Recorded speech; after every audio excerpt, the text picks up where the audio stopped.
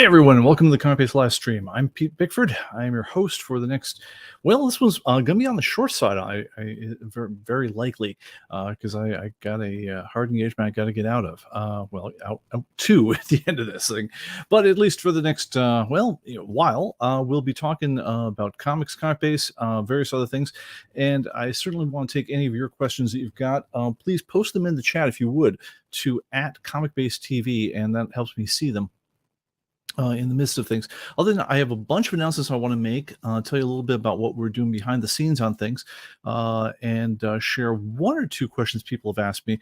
But other than that, really want to drive it by what you guys are posting in the chat. So please do that. And while you're at it, actually remember this cue early in the mix of these things. Please like and subscribe. So hit that notification button as well while you're at it, and we'll take it from there.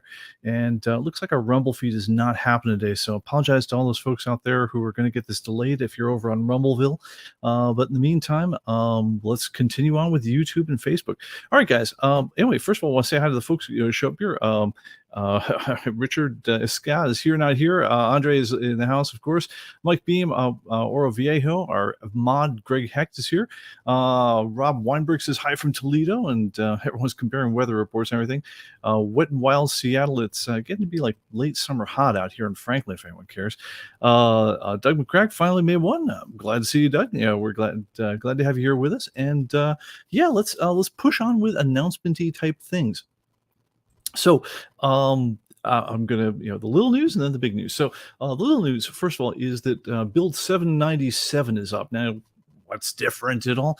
Actually, the main program of ComicBase, not a dang thing. But there's a couple of support programs that come with ComicBase. One of the installers got tweaked a little bit. The one for the ComicBase Free, if you had any kind of trouble installing that in the last couple of weeks, as well as the ComicBase Converter.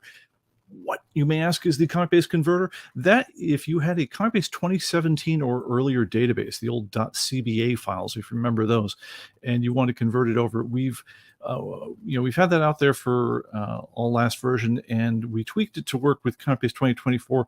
And just as importantly, we also tweaked it so it will convert databases back as far as ComicBase 2010 format. So ComicBase 10 is before we even dreamed of using year numbering.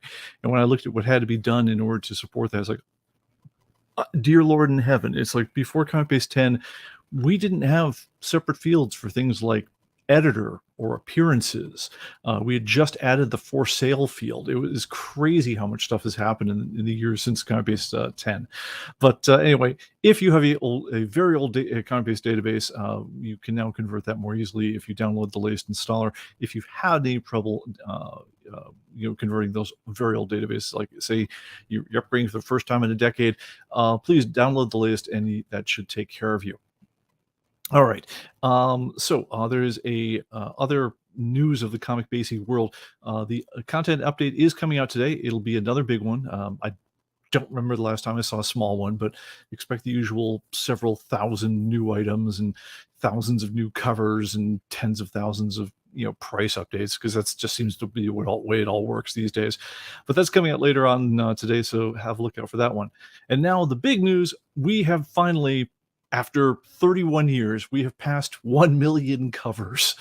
I mean, to give you an idea of how long a road this has been, if you guys remember ComicBase 1.0, if any of you in the audience would go back that far, it shipped on 6 compressed floppy disks for the Mac.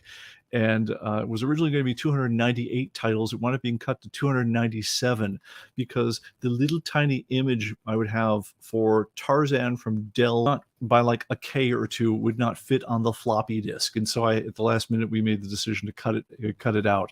That was ComicBase 1.0, 297 titles, almost 20,000 issues. 31 years later, we are now at ComicBase 2024. 1.2 million comic books, 3 million odd newspapers, 250,000 magazines, tens of thousands of books, 1.01 million comic covers come with this thing if you have the archive edition. And I just want to say, first of all, thank you to everyone who made this happen. I mean, this is the effort of literally decades. Thank you to everyone who pushed us over the top on that one. It's probably the last sexy number that we will ever get to brag about for anything we do from here on out. I mean, if I'm honest, yes, I mean the numbers will keep going up, but there will never be another day where I'll be able to come out in front of you like I've been doing for the last 30 years and say, hey, we just passed this ginormous big round number, and you can actually feel something about it. Because when I hate to say it, but just emotionally, if you sit there and say, yeah, we just had our 1.1 millionth cover, 100,000 more covers, that day will come probably sooner than you know, and it won't feel any different than today. But so anyway, guys, 1 million covers. This is phenomenal. I don't know another thing that does this at all. Even when you used to buy massive clip art collections that sold on a folder full of DVDs, none of them had 1 million items in them. And we have much bigger stuff than that, much higher resolutions and so forth. It's a whole different era. To give you an idea, and this is the last time I tried to make sense of these big numbers like this. It was funny because you talked about, like, if you were going to leave the San Diego Convention Center and head south, and you'd be driving, past Tijuana, and you'd wind up at a certain stadium. I tried the same thing. I looked it up, and just as a thumbnail guesstimate, if you had the physical comic books that are represented by these 1 million covers, and granted, there are all sorts of asterisks around this because some of these are pictures of books and some of these are pictures of magazines, but the vast majority of them are actually comic books. And yes, although they come in different sizes, a fair median estimate is they're all basically 10 1/4 inches tall, which, if you worked out what 1.01 million comics come out to, you wind up with 161 miles of covers laid end to end. So to go through the same idea, just to give you an idea what the scope of that looks like, is imagine that you've left the San Diego Comic Convention, and there at your feet you notice that there is a stream of comic books laid out on the ground, and you follow that stream out the convention center, presumably to where you parked your car, because you're not going to want to walk the rest of the journey. Let me pull up the map on this one, because this was funny. Let me I would show it to you, but because my windows are all over the place. But basically it comes down to, you're going to leave the convention center, you're going to head through Orange County, hop onto the 101. You're going to drive that all the way north, out of the county, around Irvine. You're going to skate over to the 101. You're on I-5 until then. You're going to hop over to the 101. You're going to skate past Los Angeles. You're going to take the long way around through Santa Monica, because of course you want to catch the boardwalk there. And when you finally get done hitting 161 miles from this one, you're going to basically wind up in the Graph Aid parking lot. It's an art supply store in Agora Hills, California. Anyway, guys, stupid numbers of comic books, stupid numbers of covers. The reason we need this so badly, why go to all this trouble other than it's just really cool to have, it really comes down to, at this point, identification of variants in particular. Identification of comics in general is a wonderful thing, but at this state, the variant game has gotten so out of hand. I think I told you guys, I ran the numbers on for August comic books, and 87.5% of the comic books with August cover dates on them were a variant of one sort or another.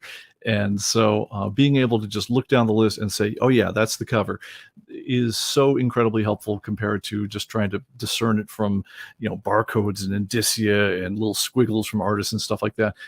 So very helpful on reports, very helpful on labels. When you're entering comic books in through the barcode scanner, all that stuff, it all just works better with the art reference. And so super happy to have gotten there. We are going to do something to celebrate it in terms of a sale or something of that like. Stay tuned. We don't have the details on that right now because we just hit this number. And by the way, in case anyone cares, that is 1.01 million covers in the whole thing, and that is with no orphans. So there's no random pictures that belong to things that don't have entries. These are all, full on married to an entry in the database comic covers. So anyway, thanks again, guys. That is a big deal, and we'll take that. Let's see here. And Aura says, FYI, went out of focus a little bit with a tiny gesture. Was it my end? I don't think so. I'm feeling as in focus as I can be. The monitors look pretty good for me, so I don't know, man. Check your video cables. We'll take that from there. Okay, let's see here. The other big news I have on the whole thing. So now that we've done ComicBase 2024, it's been a couple 3 weeks since it's been out, and honestly, again, shockingly smooth rollout, all things considered. It's again, a couple little tweaks, and not even to ComicBase itself. So to little support programs. So hope you guys are all up on the latest version of that one. Please do download it if you haven't yet. If you're still hanging on to ComicBase 2023 for some reason, for goodness sake, upgrade. Is certainly if you have your update. Subscription is in force, definitely download the program update. You were entitled to it. Frankly, you'll need it in order to get content updates. So do that. But other than that, that part's going really well. So because it's going so well, I've been able to turn my attention to other things. Over here at the Human Computing offices, it's been infrastructure time, which is super sexy. And I will, guys, fill you in a little bit on what I'm doing here. I don't want to make it belabor it too much, but some cool stuff has been happening because we essentially cleared out the garage or whatever sexy chore you have laying around the house. Things work better when you actually roll up your sleeves and get down to it. So what we have been doing, first of all, is you might have noticed that the servers have gotten a lot faster lately.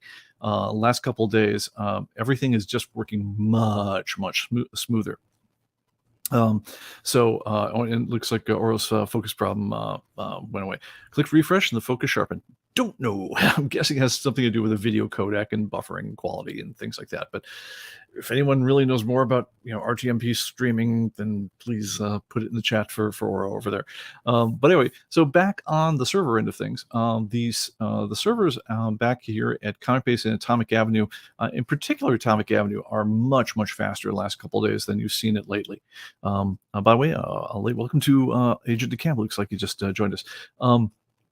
So what that is based on is a number of things we've done.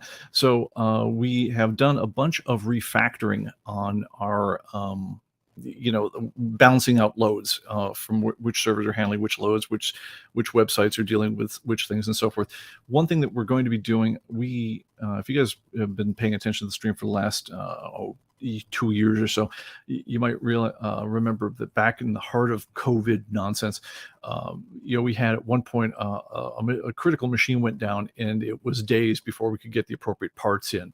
And from that time, we had a company policy that everything that's on a mission critical server, we have a hot swappable spare ready to go, just laying around. So basically any key component that might possibly fail, we have one basically just ready to go out in its place. We are still going to keep that policy, but we also, I think, are going to be balancing out our servers a bit so we can get more of our kind of our standby capacity online in helping shoulder the load at the same time they're acting as redundancy. We've had some ideas around that, and we think we can put those into practice, so we might be able to make the websites even faster than they are now, and also just more sustainable. So if for some reason one of them is getting pounded, there's another one that's also shouldering the load on the web front. In order to do that, we're centralizing up some of our storage. So instead of the mainline web servers holding things like your reports, if you save those up there, those will be saved in through a central repository. And there's all sorts of issues around how that happens and how all the backups happen, because you can't just have one copy of everything. You always got to have multiples. I mean, if you guys know computer backups, as they say, 2 copies means you really have 1 copy, and if you have 1 copy, it really means you have no copies, because if something happens, that goes away. So here back in where our servers live, there are multiple sets of multiple copies of things. We just have to make sure all of the stuff gets staged out in the right way so that everyone is completely redundant, completely backed up 6 ways to Sunday, but then also that we can start scaling for performance, as well as just resilience. So we're going to be doing a bit of that and going forward in the future. One of the weird things that kind of came along with that just recently is in shuffling over gigabytes and gigabytes. I'm sorry, really multiple terabytes worth of data around the whole thing. We've laid in some new disk drives and some new it's called NAS storage, network attached storage. Down in the server room, but while we were at it, some of our old retired stuff just became the family Plex server. So if any of you guys have ever decided that you wanted to ever want to host your own private version of Spotify, your own private version of iTunes, there's a program out there called Plex, which we're a little late to the game in adopting over here in the Bickford household, certainly. But it's kind of cool because now I've got 40 years of record collecting, stacked up, and I can get to it from any device anywhere I am, including my new phone that doesn't have anything like the server, space on, because no one has SD cards in their phones anymore.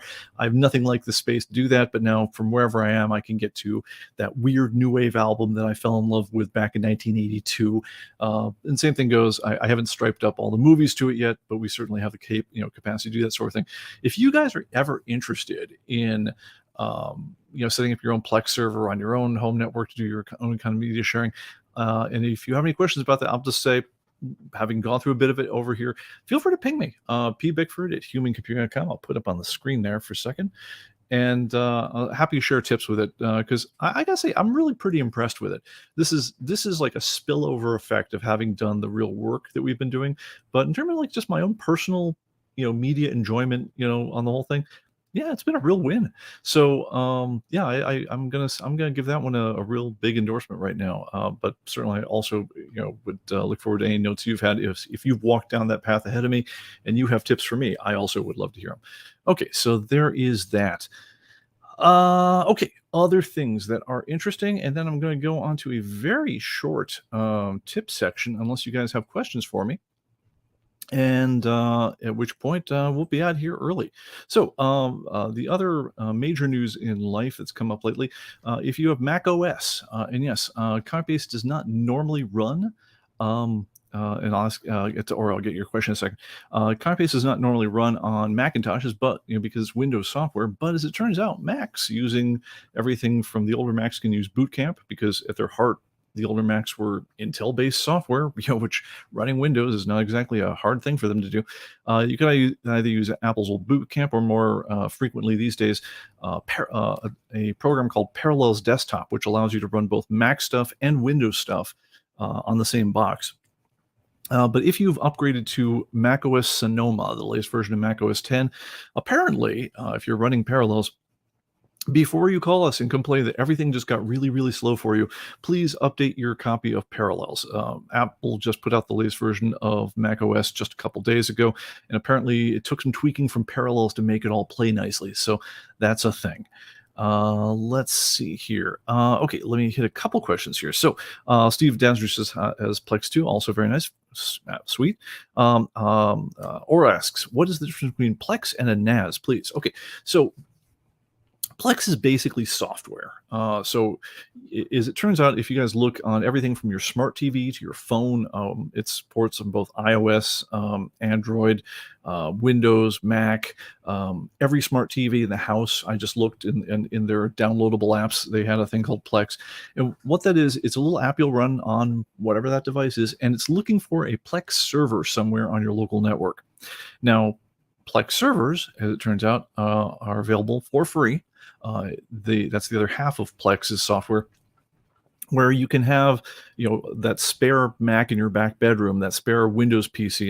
In our case, I slightly upgraded our demo computer. Remember, I had that $129 PC that we put in there, and I just wanted to see if it would run ComicBase. It did. It ran just fine. But as it turns out, I wanted to do a few other things at the same time with my precious desktop space. So I went and sprung for the twice as expensive. Yeah, it was $250 for a PC from the same guys over at Ace Magician, which was actually a much higher spec box. It was at that point we're into like the one of the later series AMD processors and so forth, but that's what's currently acting as my demo machine. In the So that left me with a little tiny, hockey puck sized computer, which, along with old hard drives that we'd retired from some of our servers, I could hook that up to the things and literally mount them on a wall or to the back of a computer monitor down in the server room, and that gave me a free computer that was doing nothing, but with its 14 watts of active power, I could use it to serve media. So all I had to do is copy all of my record collection, however many hundreds of megs, or gigs that was. As well as random videos I'd striped up from years past and so forth. I can copy that onto that big hard drive attached to the old computer. It's running the Plex server software, which is just just an app that runs at startup. It says, "Oh yeah, where's the movie folder?" And you tell where the movie folder is. It says, "Okay, great. Everything here in the movie folder. Anyone who's running Plex on your network, I will now show the movies as belonging in that folder." So what happens then, and the same thing goes for the music, if you point to the music folder, it says, okay, all the stuff's now available to the music. So at this point now, I can literally, I was down in Florida this last weekend, launch the Plex app on my phone. And I, from the car driving, through Florida, I could be dialing through the most obscure tracks in my, vast CD collection, hosted by that little tiny hockey puck sized thing running in my back room. So that's what Plex is. It's really slick server. Now a NAS, on the other hand, is a piece of hardware. It stands for network attached storage. So the actual Plex server setup I have is the hockey puck sized PC attached to an external hard drive. That's the entirety of the deal. Now, what we're doing on the back end with our backup solutions and some of our bigger storage for ComicBase and Atomic Avenue, we have a device it's essentially a bank of hard drives all in a single box, and they've got various redundancies built into them and safeties and things like that.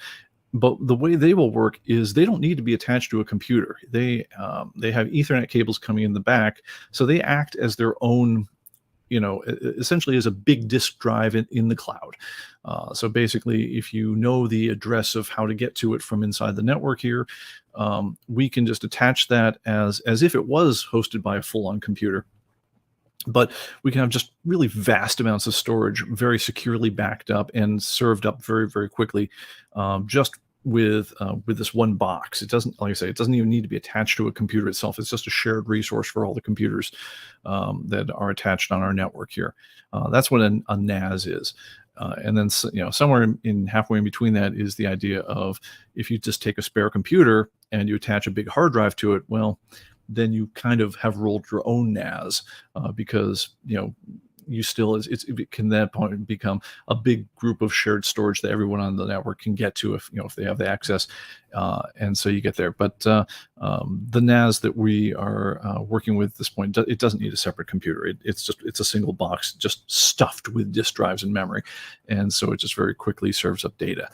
All right, and let's see. Oh, Andre says, I have Plex Pass for the last 10 years and love it very much, and he does the MB2. Yeah, sweet on. By the way, one thing that was neat, Plex just had their Pro Days, and I'm not sure if it's still going. I think it might be going on through the end of the month, but you can buy a Plex Pass Lifetime Edition. So there's like the basic version of the software for both the server and to use it, all runs for free. You don't need to pay a darn thing. There's some nice little skinning features and some nicer lookup type stuff that you can get, certainly for serving up music, that if you have a thing called Plex Pass, they get a couple bucks a month out of you. And by that I mean like a couple of bucks a month. It's like $5 maybe or something. But they were also offering a deal because I guess they try to once a year or so make a big deal about all things Plexness. They have a technical conference and so forth. They have a deal. If you go to plex.com, look for or Google up Pro Days. They had a deal where you could get their lifetime version of their Plex Pass for like $95 or something. And honestly, I was just so happy that the software was working so well. I just threw them the money. Looking at their feature list, I'm not at all certain what I bought. I don't normally just throw money at things, but when people are doing something great, I want to keep them in business. So that's what I did. All right, Xanadu Comics asks, if I use the sales terminal for my outside Atomic Avenue sale, he says, I use the sales terminal for my outside Atomic Avenue sales. When I log a sale, does ComicBase track the sold price? Answer, yes, it does. And that'll appear on your sales reports. That's one of the main advantages of the new sales API architecture we've got here. It will work both with the sales terminal that you sell locally on, as well as even if you've worked with a third-party sales system such as Wix or whatever you have. If you've written the shim, and there's documentation on the site about that. There's basically 2 API calls you got to use, but all you have to do is log in to your credentials.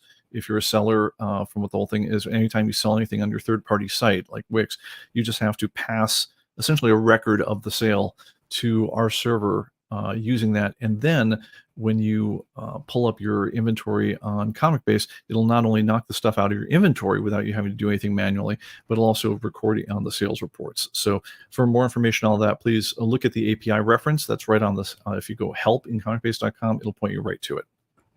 All right, I think that's about it. I'm just going to do one quick one here, and then we're going to have the shortest live stream we've had in probably a year or so. I think we'll probably wrap up right around the half-hour mark because we're going now.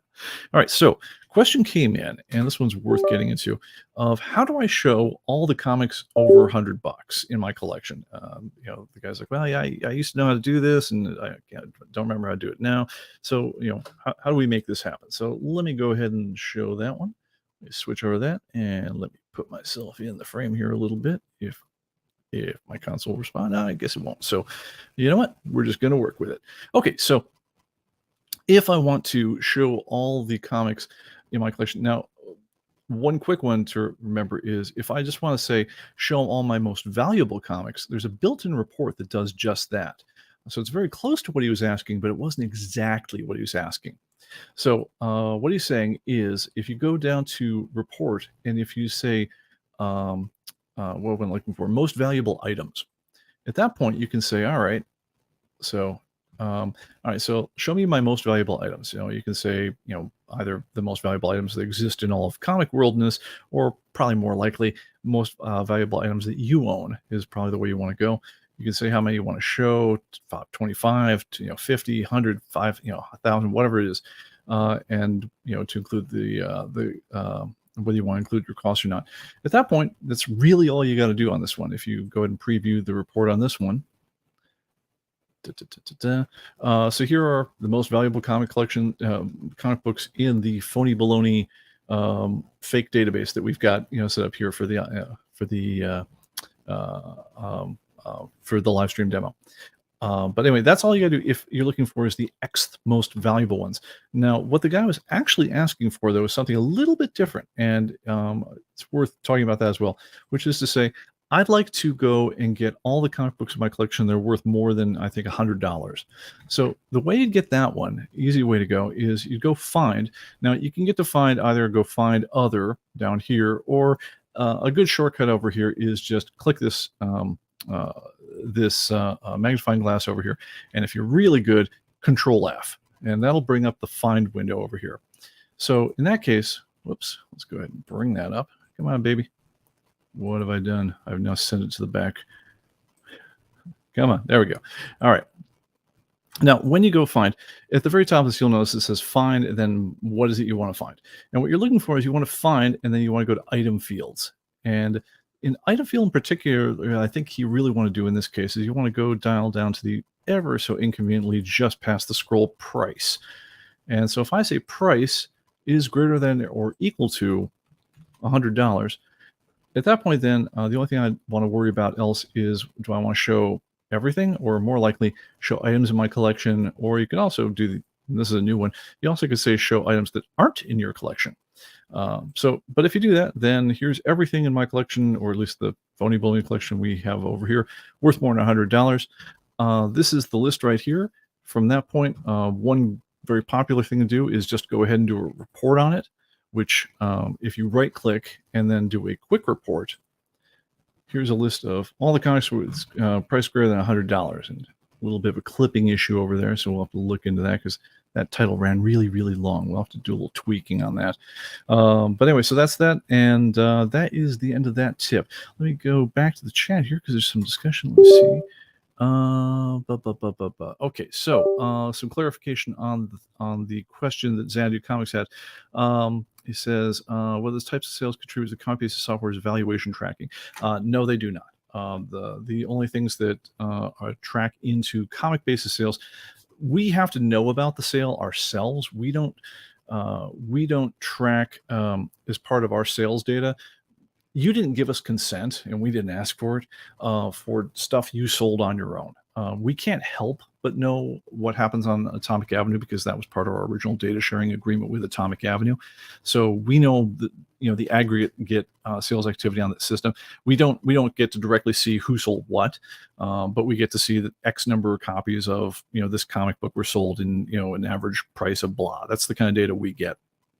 But for instance, when you say Xanadu Comics sold a copy of ROM Space Knight #1 over the register for however much you sold it, we don't know anything about that. It'll get processed through your own account, but that's considered private information, so it doesn't get shared with us, and it doesn't drive our sales activity. I guess something to think about. I mean, let me ask you this: if we asked you, and would you be likely to say yes, as far as to whether or not you'd be wanting to share that data with us? But just please post in the chat what your feelings are on that. At the moment, though, like I say, we didn't ask for it, and so we don't use it. All right, and let's see here. Next question we have here is there a way to show what items were added each time a group is added at a later date? Kind of. So let me show you what can be done with that. So we have some tracking on things, but it's maybe not as extensive as you might want because of all the different ways that you can add stuff to the database. So one thing that happened today, and if I can show my computer with my real database for a second. Let me see if I can get that on the right screen to show you what's going on. Give me a second here. Gonna manipulate a couple monitors on the back end so I can see what I'm doing. Excuse my incredibly convoluted HDMI setup over here. Talk amongst yourselves. I'll just be a minute. Okay, so all right. So what I was doing mere moments before showtime is I was over here entering in my week's comics. And here's the added items of the last batch: Killer Queens, Lonesome Hunters, etc., etc., etc. And so I'm adding all this stuff into my copy of ComicBase, and so this is a feature I've talked about beforehand. And I said, like, yeah, you'll use this once or twice, and you'll be really happy it did. Well, that day happened to me today, where it came up, where it's I added in a bunch of stuff to the database. I printed off the labels for it, and then I got distracted, phone rang, something happened, and I did something else. I went away from the screen before I thought to print out the labels for the 29 books or whatever it was that I just entered. And so I'm like, for goodness sake. And because that's really a pain in the butt when that happens, because at least in the past, has never been a good way to get back to where's all the things I just added. And now, thank you, history button. What I was able to do is I could come up under my history and just go to my added items, and then boom, it recreated the list instantly. I'm like, yes. So super, super happy about that.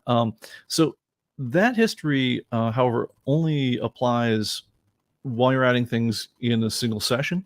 One thing that does happen, on the other hand, is when you add things to your database, a couple of things happen that might be useful in tracking down the answer you're looking for. There's some, generally invisible fields that we keep around, for showing when certain things happened. So if I go down, find my item fields, and we look at, and there's some of these ones that like you typically don't, mess with. Like, for instance, when was the picture last modified? Well, we have one for, let me see here. What's it called? Oops. Let's try that again. Okay, let me get the thing onto the right screen over here. So I usually demo from the other computer, but I'm trying to get that working from this computer now. Where'd you go? Sorry. Excuse me a moment. This is pure professionalism here. Okay. So you can go to yes, we have the last date of quantity change is probably the field that would be the most useful for you on this one.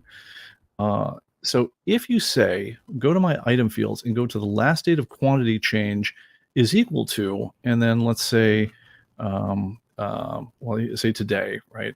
And I find that, then it's going to show you everything I added today, eventually. And so here's the 85 comics I added right before, as I was going on right before the show.